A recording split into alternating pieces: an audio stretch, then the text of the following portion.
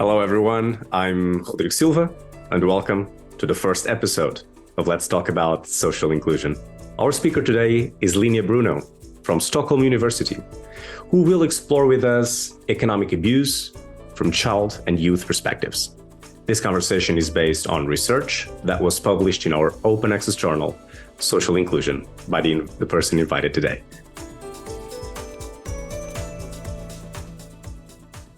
Hi, Linnéa. Welcome to our episode. Hi, thank you so much for having me.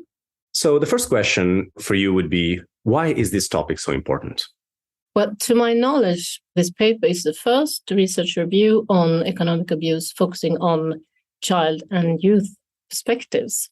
And it's important, I think, both from a social justice perspective and also because of this striking gap in the literature. And why is economic abuse important? Well, there are many studies focusing on this issue from victimized women's perspectives. But I think that there is still, it's not so established as other kinds of abuse. And I think that when these systematic failures to recognize economic abuse as a form of violence contributes to continuation of abuse. Of course. And when you started to write on this piece, so what were you hoping to find? Can you explore a little bit more the gap? Well, I knew I had a pre-understanding of that it would not be so many studies on children and young people, but I expected to find more still.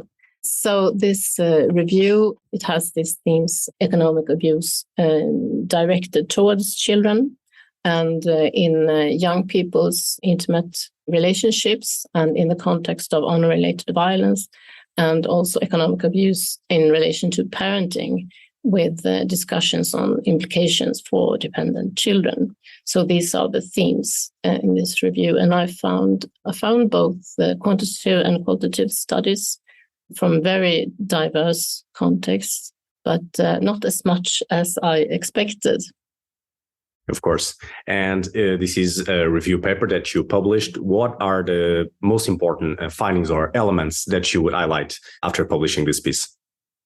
I don't know, should I say something perhaps about what economic abuse is considered to be, or is it, because it's a type of intimate partner violence, and it can be exerted in many ways, like, for example, stealing or destroying the victim's property, excessive control, demanding receipt, denying access to bank accounts, or preventing the victim from seeking education or paid work, demanding the victim to commit fraud, not contributing to household expenses, and so on. It can be exerted in numerous ways.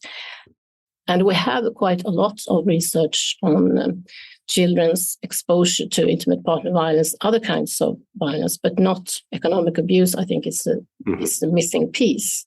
And we also have a quite extensive body of research on child poverty, but not on economic abuse.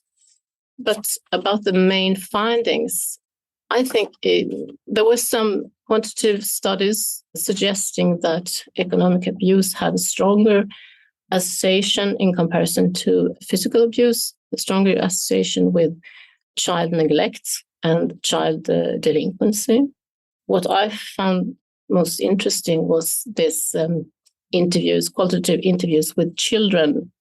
These studies, they were not focusing on economic abuse, but on coercive control and how children were coping with this. And for example, narratives of children talking about how fathers with restraining orders did seek them out and trying to buy contact and to buy information about the mother, and how these children actively resisted this financial control. And one boy explicitly stated that I'm not going to be bought, for example.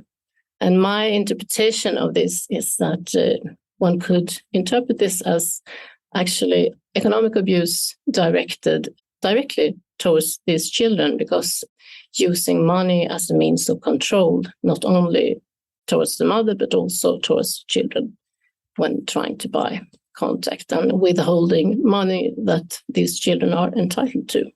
Mm-hmm. You have given us some examples of real life situations. A bit between the research that you found and real life situations. So what I would ask you now is, can you indicate to the researchers out there what comes next in this topic? So what doors does it open for future research? What's left? Well, a lot still.